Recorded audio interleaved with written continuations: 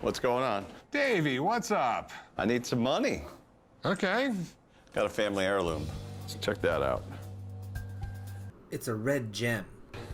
You sure it's a red gem? You sure it's just not a fancy piece of glass? That's a great question, Rick. I thought the same thing myself. How much is a red gem actually worth? Well, before we find out, allow me to introduce myself. I am Darth Shigong, coming at you from gaming on the dark side. GOTDS. And as always, you know we got this. This video is going to be for Call of Dragons, and today, this video, I want to go over the value, the cash value, I should say, of a red gem and some of the other things in the game that you can buy with gems, just to kind of give us a basis for future videos when different packs come out or specials come out and you guys are wondering where I pull my numbers from. Well, this is the video to look at, so join me as we delve into the value of a red gem in Call of Dragons. You don't know the power Of gaming on the dark side. In Call of Dragons, the red gems are the premium currency, the currency you can purchase with actual money, and with them, you can pretty much buy anything you want in the game. There's quite a bunch of ways you can get gems in the game. There's other videos that people have out there to show you how to get a bunch of gems. I'm not going to really cover all of that. I mean, I'm just going to go the most direct route here because that's what I'm going to be using for my calculations. You can just straight up buy gems with cash. Now, everything here is in American dollars. So if you're from some other country that doesn't use the US dollar, you're going to have to convert that to your currency in order to be able to kind of see the numbers and compare them. But unless there's some strange, weird tax or variation in income or whatever Apple might do in your guys' country, the prices will all be pretty comparable, just obviously in your denomination of money. So now comes the fun part. We got to figure out the exact worth of a gem. I know. A lot of you guys are sitting there saying, I thought there'd be no math. Just give me the answer. Well, I'm going to give you the answer, but I got to break it down a bit. All right. So, red gems, dollar value breakdown here. Now, you can get yourself a bunch of red gems through the gem store. Now, the smallest pack is 250 gems for 99 cents. So, when you break it down, you're going to come up with 4 1,000ths of a dollar per gem. So this figure will be the basis for all the math moving forward. Now there are other resources in the game and they all have a value based off of the gem value. You can see it, we have here you got your gold, you got your wood, you got your ore, you got speed ups, boost items, and some random items as well. So let's go ahead and start with the actual resources that we use for building things. You got your gold, your wood, your ore, and your mana. Now gold and wood, you can see they break down to pretty cheap per unit. Same things can be said for ore and for mana. Now mana, if you look here when it drops, is probably one of the more expensive ones because it's a little more rare. You get a lot less of it per purchase when you guys are looking at the gem costs. Other resources, we got our speed ups here. You can see I made a quick table. Feel free to go ahead and pause this if you want to really look at it. But you can see the value of each of these speed ups. Now, these speed ups are going to be universal speed ups. They're not specific to a particular thing like research or building a building's training speed and all that stuff. These ones here would go for anything. You can see it gets pretty expensive as you go further down. The 30-day one is pretty crazy. However, I'm pretty sure later in the game there's going to be some things that maybe it's worth it for the big spenders. I can't see spending $160 myself for a 30-day speed up, but hey, everyone's gonna have their different pain points and what they want to spend their money on. I just wanted to break that down. The next section here is gonna be for the boost items, right? You've got yourself your gold boost, your wood boost, your ore, your basic boosts. You also have your all gathering boosts. You have scouting boosts. Now the scouting ones are interesting, right? They're basically going to keep people from scouting your castle. They're the counter scouts. And then you also have this cool one I didn't know they had, which was false intel. Basically, it will lie to someone's scout when they come and scout you and say that you're stronger than you are. So that could be useful. You also got your book of retraining and you've got your shields. You can see the breakdowns over there on the table.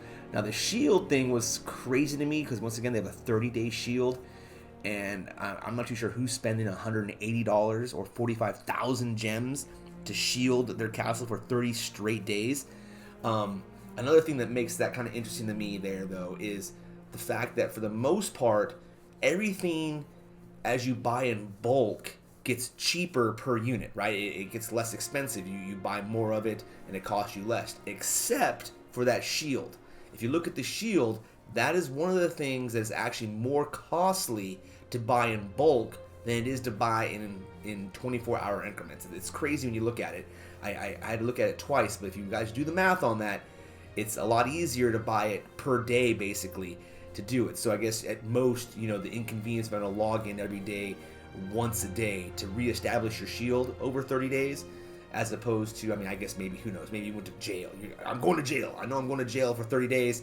I'm not going to be able to log into my game. I don't want my castle to get wrecked, I guess. So I'm paying for the convenience of not logging in once a day in a 24-hour period. Hey, whatever, guys. That's up to you. But you'll save a whole lot more just buying the 24-hour shield. That just kind of stuck out to me. I just wanted to make sure you guys were aware of that. Now we move into the last one here, the other resource value. This is where you have your rename stuff, your faction change. For $40 to change a faction, you guys better pick the faction you really, really want. Otherwise, it's costing you $40 to change it. Now you got your gold keys, your silver keys, your artifact keys. Those, the values on those aren't horrible, but it's a lot better to buy them elsewhere when they're on sale. You also got those treaties and those arrowheads. Those really help out to build up your rally point and, of course, your city walls, the watchtower, right? Now, they're pretty inexpensive, but they add up quickly, guys. Just keep that in mind. Then you've got this one caught my eye, the Master Blueprint for 2,000 gems, or basically $8. This one here, you need to have any building, it looks like, go up to level 25, which kind of shocked me a little bit because obviously someone couldn't be 100% free to play if you have to pay to get that last building up. Unless there's some way of getting the blueprint without having to pay, and it's in the game. I haven't gotten that far yet. Maybe there is. If you guys have played the game long enough and you know a way to get a master blueprint without having to pay for it, where you can just play the game and get one for free, please comment below and let me know. That way I can point that out to other people, because some people are free to play. Like I said, I know obviously if you're looking at the cost of gems here, you're probably not free to play, or maybe you are and you just want to sit there and justify to yourself why you're not going to spend any money in the game.